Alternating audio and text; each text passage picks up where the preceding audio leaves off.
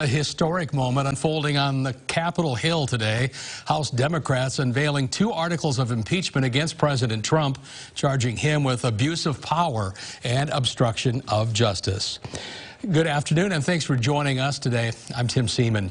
Those articles of impeachment stem from allegations the president pressured Ukraine's leader for political purposes, leveraging military aid.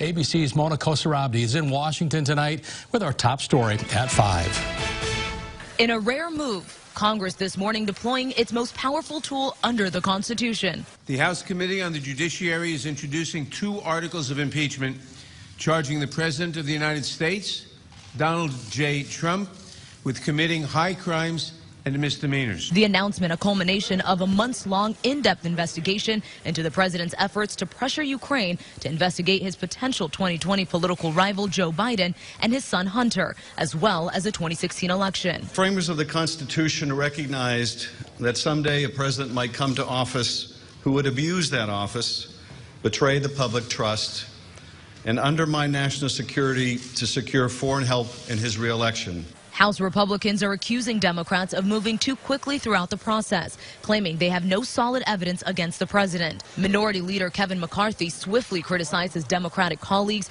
for what he says is their attempt to overturn the 2016 election. It's not difficult to defend this president because this president did nothing that's impeachable. And in a key battleground state. Well, hello, Pennsylvania!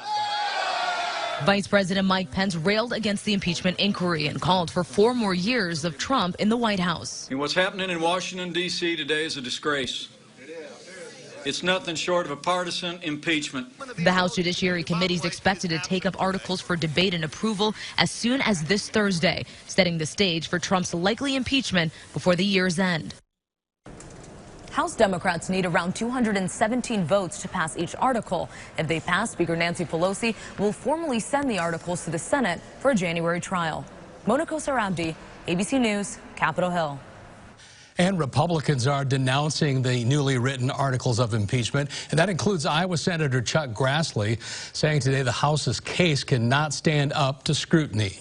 But there was no quid pro quo, there was no bribery, and now there's abuse of power. Well, I look at the Constitution. The Constitution says the reason for impeachment is, treason, high crimes, misdemeanors, and bribery. And he's not charged with any of that.